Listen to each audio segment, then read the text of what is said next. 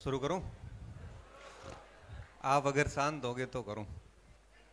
एकदम ध्यान से सुनो तो सुनोगे। सबसे पहले माँ सरस्वती को वंदन करता हूं। मैं सावित्रीबाई फूले और ज्योतिबा फूले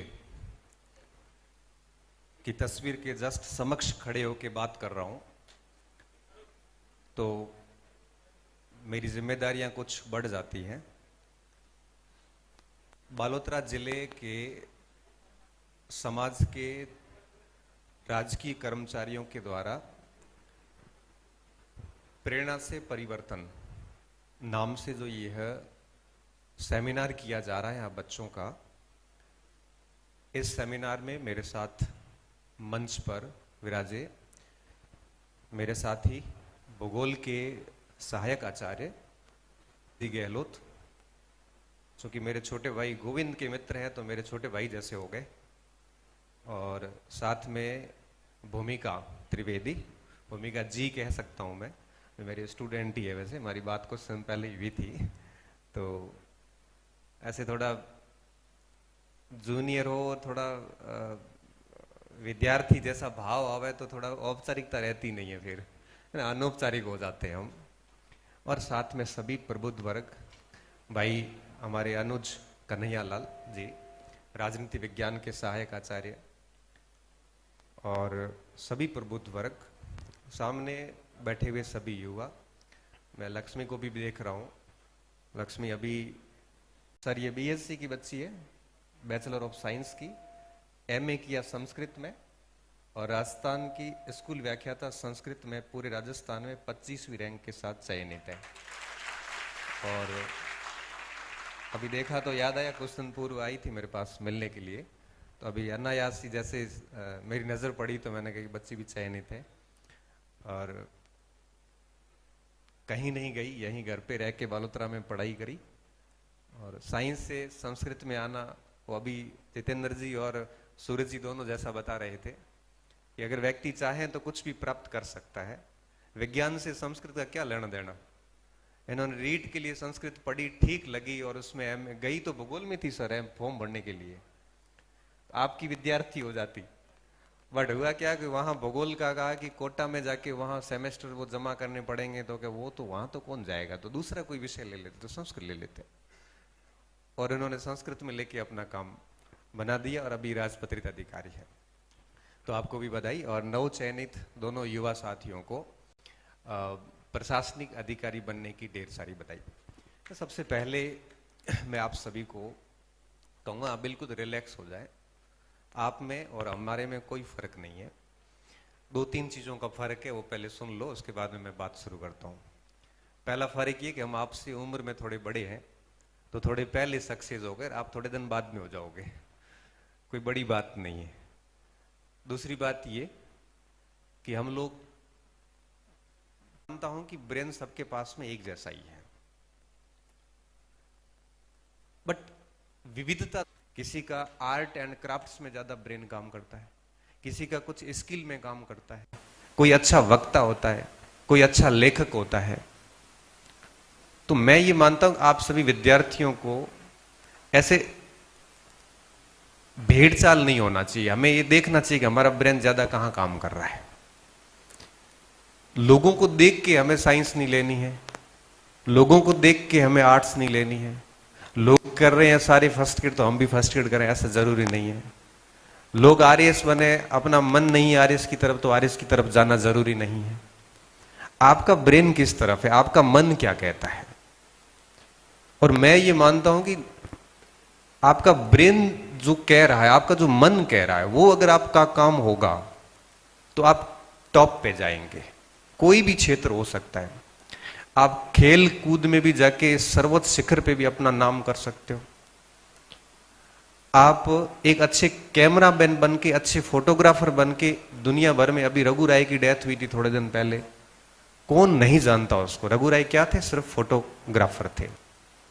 आप चित्रकारी अच्छी करते तो उसमें भी आप अपना दुनिया भर में नाम कर सकते हो। आप अच्छा पढ़ लिख के अच्छी खासी पोजीशन पे जा सकते हो। आपका मन क्या कहता है। सब अब देखो, अब इतने बच्चे बैठे, मैं अगर ईमानदारी से हाथ खड़े करूं तो इनमें से कुछ बच्चे ऐसे हैं जो मजबूरी से बैठे हैं, मतलब पढ़ने का मन है नहीं और घर वालों ने कहा है कि नहीं तैयारी कर। बहुत सारे बच्चे ऐसे मन ही मन में, आपका ऐसे एक्सपोज नहीं करूंगा हाथ खड़ा करवा के, बट मुझे लगता है कि सब पढ़ाई में इच्छुक भी नहीं होते। तो आपका जो मन होता है वो काम करो। जरूरी नहीं है कि आपको केवल पढ़ना ही पढ़ना है, कंपटीशन एग्जाम देने, कोई जरूरी नहीं है, क्योंकि मन नहीं है तो आप पास नहीं होंगे। बिना मन के कोई भी काम सफल नहीं होता। और अगर आपका उसमें मन है, मेरे एक साथी है, उनके छोटे भाई थे सर, नवोदय विद्यालय में पढ़ता था और अच्छा इंटेलिजेंट बच्चा था। 10वीं तक आते आते उसका मन पता नहीं पढ़ाई में रहा नहीं। नवोदय विद्यालय में पढ़ने वाले बच्चे अक्सर अच्छे बच्चे माने जाते हैं। 11-12 तक आते आते उसने पढ़ाई में उदासीनता दिखानी शुरू कर दी। उदासीनता मतलब जैसे कोई दिलचस्पी है ही नहीं। उसके भाई ने मुझे कहा कि सर थोड़ा आप समझा दो ना इसको, ये पढ़ना शुरू कर देगा। पिताजी को तो ज्यादा कोई मतलब था नहीं, क्योंकि वो अपने काम धंधे में रहते थे। मैंने उस बच्चे को बुलाया, मैंने बात करी, मैंने कहा भाई पढ़ क्यों नहीं रहा है? तो सर पहले मुझे बहुत अच्छा लगता था पढ़ना, अब पता नहीं मेरा मन नहीं होता। अब क्या मन कर रहा है? अब मन कर रहा है कि मैं कोई गाड़ी का ड्राइवर बन जाऊं। और हमारा मन यही कर रहा है सर, मैं नहीं बैठ सकता पढ़ाई में। अब भाई कहेगा अब इसको सर समझाओ, गाड़ी का ड्राइवर बनेगा, है तो हमारी नवोदय विद्यालय पास करके गाड़ी का ड्राइवर बनेगा, तो ये तो हमारे लिए तो बड़ा वो डेरोगेटरी, अपमानजनक है। मैंने कहा जब इसका मन है तो आप कुछ नहीं कर सकते। उसने 12वीं करी, करने के बाद में कोटा ओपन के अंदर बीए का फॉर्म भरा और अपने मन के मुताबिक एक ट्रक ड्राइवर के साथ में चल पड़ा। साल 6-7 महीने ट्रक ड्राइवर के साथ रहा, उसको चीजें समझ में आ गई। धीरे धीरे एक ट्रांसपोर्ट कंपनी में काम करना शुरू किया। साल भर में सारा नॉलेज ले लिया और उसके बाद में धीरे धीरे किस्तों पे, लोन पे एक ट्रक ले लिया। हाईवे आता, बड़ा हाईवा, वो ले लिया, चलाना शुरू कर दिया, ड्राइवर रखा दिया उसके ऊपर। ऐसे करते करते कुछ समय बाद एक दूसरा हाईवे और ले लिया। ट्रांसपोर्ट कंपनी बढ़िया चलने लग गई, 40-50 लोगों को रोजगार भी दे दिया। और चौथे साल तक आते आते, ये 3 साल के भीतर, चौथे साल तक आते आते अब उसके पास में 10-12 हाईवा है बड़े बड़े, खुद के पास में एक अच्छी खासी फॉर्च्यूनर है 60-65 लाख की, और मस्त एकदम लाइफ जीता है। उम्र है नहीं 22 साल ही, लेकिन उसका मन पढ़ाई में नहीं था, तो उसने उस फील्ड में गया। और मैं दावे के साथ कह सकता हूं, अगर उसको आप पढ़ाई में जबरदस्ती लगा के रखते ना, वो कुछ नहीं कर पाता। वो 8-10 साल जिंदगी के खराब करता और उसके बाद में भी उसको जाना ट्रक पे ही था। तो इसलिए मैं आप सभी को कहता हूं, आपका जो मन है ना, उसके अनुसार करो। और मन कुछ भी नहीं है अभी इस समय, कुछ आ ही नहीं रहा है मन में। मन एकदम खाली हो रखा है सर, कुछ पता ही नहीं चल रहा जिंदगी में करना क्या है। तब तो आप पढ़ाई कर लो, क्योंकि मन में कुछ नहीं है तो सबसे अच्छा ऑप्शन है कि मन में पढ़ाई को बिठा दो। कि ऐसे भाई लोग बैठे हैं, इनकी तरह प्रोफेसर है, RAS वारिस बनेंगे, 3-4 साल बढ़िया मेहनत करेंगे और जिंदगी सेट है। क्योंकि जो सम्मान शिक्षा में है वैसा सम्मान ट्रक ड्राइवर में तो नहीं है। क्योंकि हमारे पास में पैसे भली मत हो, लेकिन हमारे पास में रेपुटेशन इतनी अच्छी है, बच्चे इतना प्रेम देते हैं कि हम बहुत खुश हो जाते हैं। बड़े बड़े अधिकारियों को नहीं मिलती है, बड़े बड़े नेताओं को इतना रिस्पेक्ट नहीं मिलता जितने हमें मिल जाता है। इसलिए शिक्षा के अंदर जो पावर है वो किसी में नहीं। इसलिए आप ब्रेन पे काम करें, अपने मस्तिष्क पे। एक तो काम ये होगा कि आप अपने मन से काम करें। दूसरी बात, सभी का ब्रेन सेम होता है, किसका तेज होगा ये इस बात पे निर्भर करता है कौन अपने ब्रेन का ज्यादा इस्तेमाल करता है। अगर आप पड़े रहोगे ना खा पी के, तो ये दिमाग काम करना बंद कर देता है। क्योंकि डार्विन कहता है ना कि जिस अंग का हम उपयोग नहीं करते वो धीरे धीरे कमजोर हो जाता है, जिस अंग का अधिक उपयोग करते उतना अधिक होता जाता है। आप नियमित रूप से मस्तिष्क का यूज करोगे, कंटिन्यूसली पढ़ोगे, रात दिन बैठ के पढ़ोगे, अच्छी अच्छी किताबें पढ़ोगे, अच्छे लोगों को सुनोगे, काम करोगे, कॉपी पे पेन चलाओगे, पढ़ोगे, याद करोगे, समझोगे। मोदी जी इटली गए थे तो केवल मेलोडी याद नहीं रखना है, साथ में ये भी याद रखना है कि उन्होंने असम की मूंगा जो रेशम है, जो सबसे बेस्ट रेशम मानी जाती दुनिया की, उनका एक परिधान भी भेंट किया है। मणिपुर की सिल्ली का एक परिधान भी भेंट किया। परीक्षा में वो आता है, मिडिल ईस्ट के कॉरिडोर को कैसे यूरोप तक और भारत तक पहुंचेंगे, ये कॉरिडोर भी आपको याद करना है। हमें केवल मीडिया की इंटरेस्टिंग खबरें नहीं देखनी है, हमें ये देखना है कि इसके पीछे क्या क्या चीजें हुई है। तो इसको ब्रेन को जितना ज्यादा घिसोगे ना, उतना ही ये चमकेगा और उतना ही ज्यादा ये रिजल्ट देगा। अगर आपके दिमाग में ये आ रहा है कि हम लोग बैठे, हम बहुत ब्रिलियंट लोग हैं, आप कमजोर, ऐसा बिल्कुल नहीं है, ऐसा बिल्कुल भी नहीं है। मैं भी आपकी तरह और हम सब सामान्य विद्यार्थी रहे, और मैं तो बहुत ज्यादा ही सामान्य रहा हूं, आप सभी को ही पता होगा। मेरे तो 10वीं में 49% ही बने, भगवान कसम, झूठ नहीं बोल रहा हूं सर। मैंने मार्कशीट शेयर की एक दिन, लोगों ने कहा कि झूठ बोलता है ये, हमें कि हमें मोटिवेट करने के लिए खुद झूठ बोल रहे। तो मैंने मेरी मार्कशीट टेलीग्राम पे डाली, मार्कशीट सर्कुलेट हुई। और सर सबसे इंटरेस्टिंग बात क्या हुई, जब मार्कशीट सर्कुलेट हुई तो मार्कशीट उदयपुर के एक विद्यार्थी ने देखी, उनके दादाजी को दिखाई। तो दादाजी ने कहा कि इस मार्कशीट पे सिग्नेचर तो मेरे है। मतलब हमारी 10वीं की मार्कशीट पे माध्यमिक शिक्षा बोर्ड के सेक्रेटरी के साइन होते हैं। तो मैंने जब 10वीं की थी तो वो उस समय सिन्हा साहब सेक्रेटरी थे, उनके वो सिग्नेचर किए हुए थे। तो उन्होंने कहा ये तो मेरे साइन है। उस समय मैं बोर्ड का सचिव था, उन्होंने मेरे से बात करवाई कि बेटा जब तू 10th में था उस समय मैं माध्यमिक शिक्षा बोर्ड का सचिव था, अब मेरे पोते का ध्यान रखना, वो अच्छे से तेरे आपके पास पढ़ रहा है, तो मुझे गर्व है कि वो आपके पास पढ़ रहा है। मैंने कहा खूब मजा आता है। और सब सामान्य विद्यार्थी, बट हाँ 12वीं करने के बाद इस मस्तिष्क को जितना घिसा है ना हमने, सारी चीजें छोड़ छाड़ के खूब किताबें पढ़ी, रात दिन एक करे, 5-6 साल बहुत मेहनत करी। तो हुआ क्या कि 2005 में 12वीं करी और 2009 में मैं भारत सरकार में नौकरी लग गया। अब ये नौकरी किसी की कृपा दृष्टि से नहीं लगी थी, 4 साल तक ब्रेन का यूज किया तो अपने आप ही चीजें ठीक हो गई। मैं 12वीं तक अपने आप को बहुत कमजोर विद्यार्थी समझता, मेरे को लगता था सारे लोग बहुत इंटेलिजेंट हैं। लेकिन जैसे मैंने खुद ने पढ़ना शुरू किया और जब रिजल्ट सामने आए तब लगा कि सब अपने जैसे ही है। विशिष्ट वो है जिसने अपने मस्तिष्क का अच्छा उपयोग किया है। तो आप सभी बच्चों को मैं यही बात कहूंगा कि अपने दिमाग का भरपूर उपयोग करें, इसको चैन से बैठने ही मत दो। आप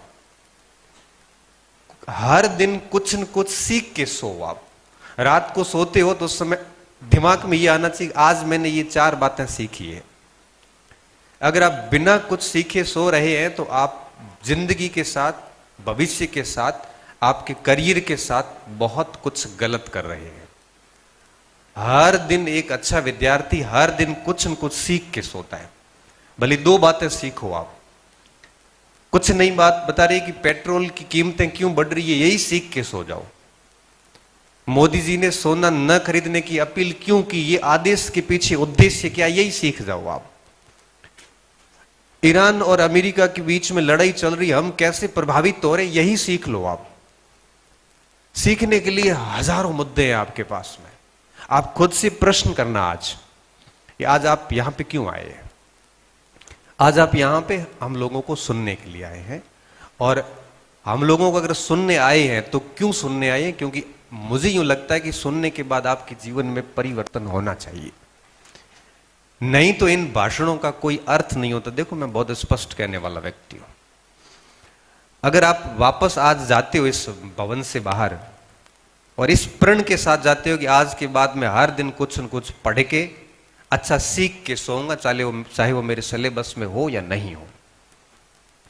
मैं जब 12वीं क्लास में था, मैं बहुत इंटेलिजेंट बच्चा नहीं था, लेकिन मैंने एक कॉपी बना रखी थी और अखबार के अंदर कोई खबर मुझे ठीक लगती थी तो उसको मैं लिखता था। ये 12th की बात है, कॉपी मेरे पास आज भी सुरक्षित है। और मैं जब कॉपी देखता हूं तो मुझे वापस मैं 21 साल पुराने दिनों में जाता हूं कि मैं 21 साल पहले कॉपी बनाता था। क्या आप में से ऐसा कोई विद्यार्थी है जो हर दिन कुछ न कुछ लिख के, पढ़ के, सीख के सोता है, भले एक बात ही सीखे? करती है? बहुत बढ़िया बात बेटा। एक बात अगर दिन की सीखते हैं ना तो ये बच्चे एक साल में 365 अच्छे ज्ञान की चीजें सीख के सोएगी। और 4 साल कोई मेहनत करता है तो 1500 बिंदुओं पे इसकी पकड़ होगी। सफलता के लिए बहुत बड़े कार्य नहीं करने पड़ते, छोटे छोटे प्रयास करने पड़ते हैं। बस एक आज इस पूरे सेमिनार के अंदर एक बात, बाकी सभी की बातें लेनी है, लेकिन मेरी एक बात यह लेके जाना आप कि आज के बाद हर दिन एक अच्छी बात, ज्ञान की बात पढ़ेंगे, फिर लिखेंगे और सीख के सोएंगे। भले दिन पूरा खेल के आए हो, भले कुछ भी काम करके आए हो। और उसके बाद की जो मैं बात बताने वाला हूं, और ये कब होगा, जैसा कि सूरज जी ने कहा, ये तभी होगा जब आप डिसिप्लिन होंगे, अनुशासित होंगे। अनुशासन होता है क्या है, मैं थोड़ा सा जहां सूरज जी ने खत्म किया था उससे मैं आगे शुरू करता हूं। अनुशासन होता है मन के खिलाफ जाना, अपने मन के खिलाफ जाना। मन कह रहा है कि टीवी देख लो, अनुशासन की शेड्यूल ये कह रहा है कि अभी 2 घंटे पढ़ने का टाइम है। मन कह रहा है कि दोस्तों के साथ बाहर घूमने चला जाऊं। अनुशासन का शेड्यूल ये कह रहा है कि इस समय मुझे ये कार्य करना है। मन कह रहा है कि मोबाइल खोल के 10 रील देख लूं। शेड्यूल ये कह रहा है अनुशासन वाला कि अभी 1 घंटा सोने का है। मन कह रहा है कि जो कठिन सब्जेक्ट है उनको छोड़ के सिर्फ बढ़िया बढ़िया वाले पढ़ो जो मुझे अच्छे लगते हैं। अनुशासन ये कह रहा है कि छोड़ना कुछ नहीं है। अब जब हम मन के खिलाफ बगावत करते हैं, मन के खिलाफ बगावत करना बिल्कुल आसान नहीं है। आपको डॉक्टर ने मना किया कि रसगुल्ला नहीं खाना, मीठा नहीं खाना, आपके डायबिटीज है।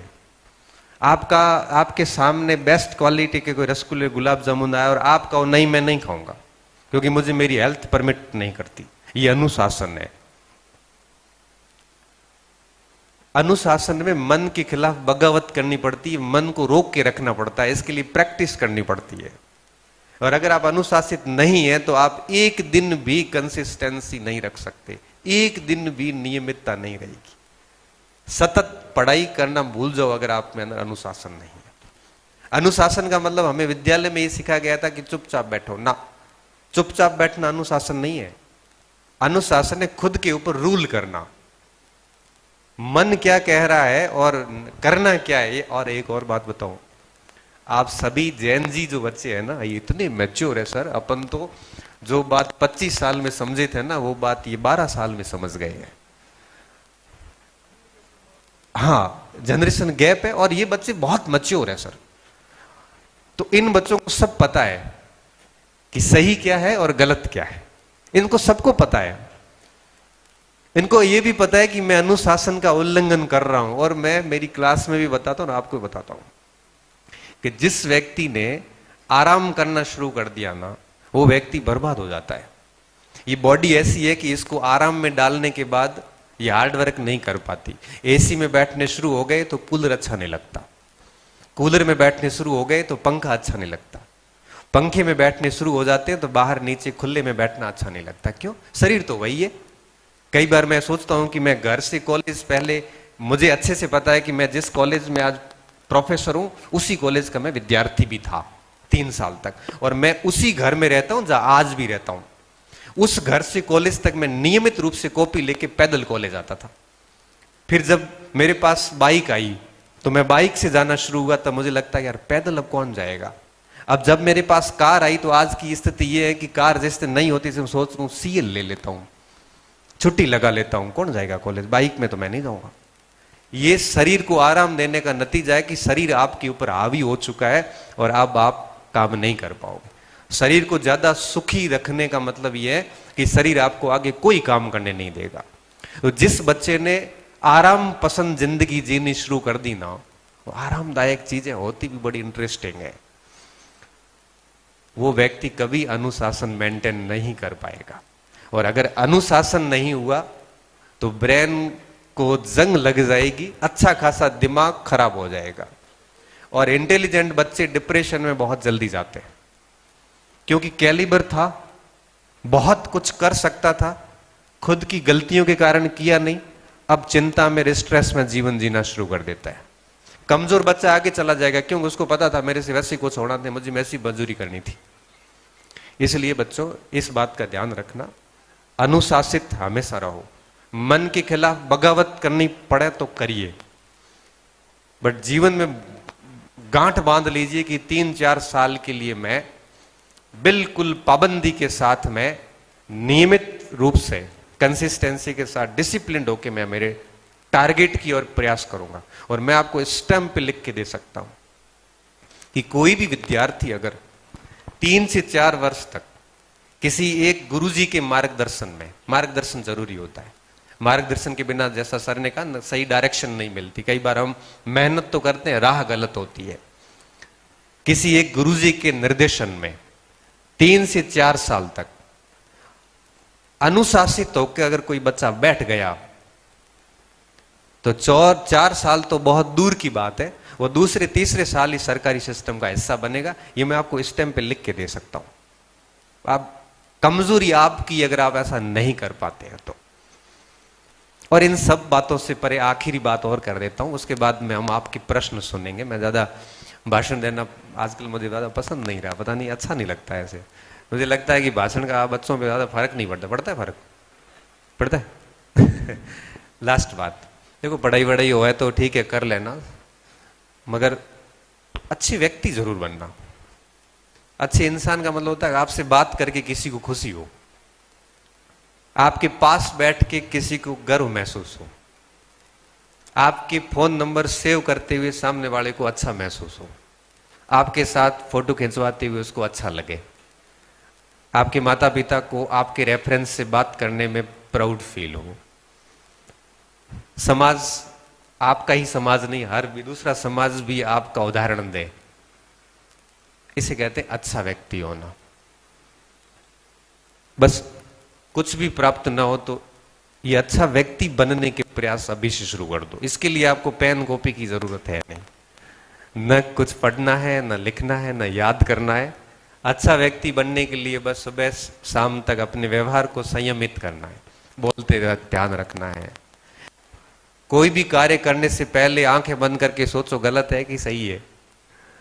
और ऐसे मैं बता सकता हूं कि आपके अंदर से आवाज आ जाएगी बेटा ये गलत है, गलत है नहीं करना। लगे कि हाँ सही है कर लो। बस सुबह शाम इतनी प्रैक्टिस कर लोगे तो आप एक अच्छे नागरिक बन जाओगे। और अच्छे नागरिक बन गए तो मुझे लगता है कि आपका जीवन सफल है।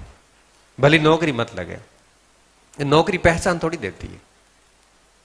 नौकरी सिर्फ आपके रोजगार का माध्यम है, रोजगार देगा, ठीक है, सुरक्षित जिंदगी हो जाती है।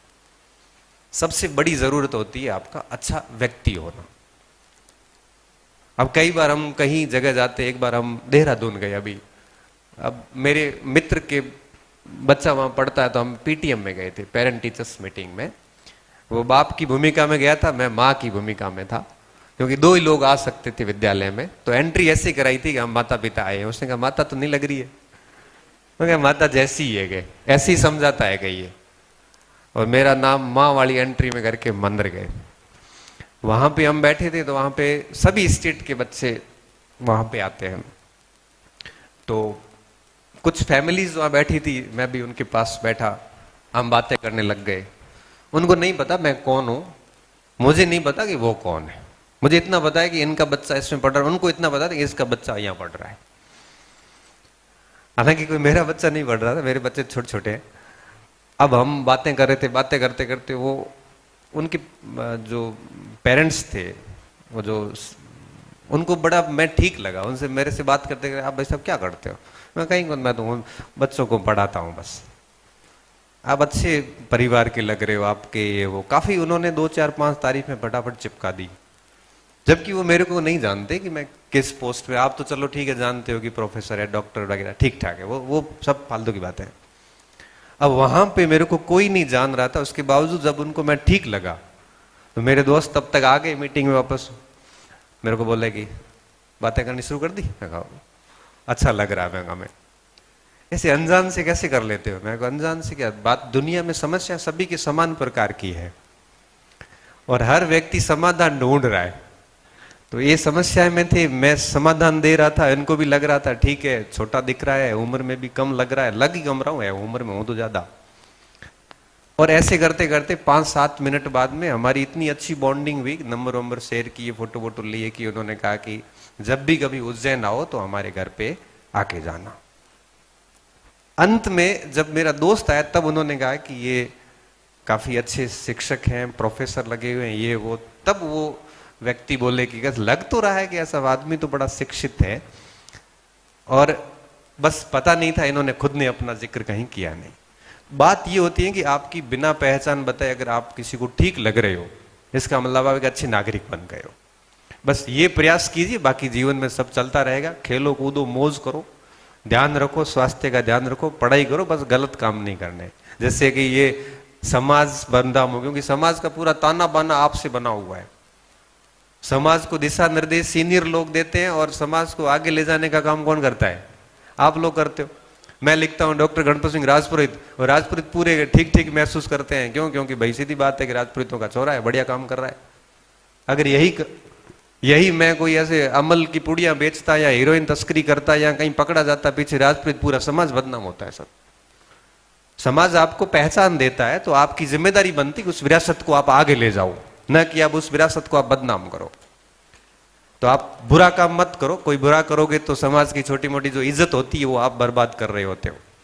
ये बड़ा पाप है एक प्रकार से, क्योंकि आगे नहीं ले जा सकते तो कम से कम वहीं रहने दीजिए, पीछे तो मत धकेलिए।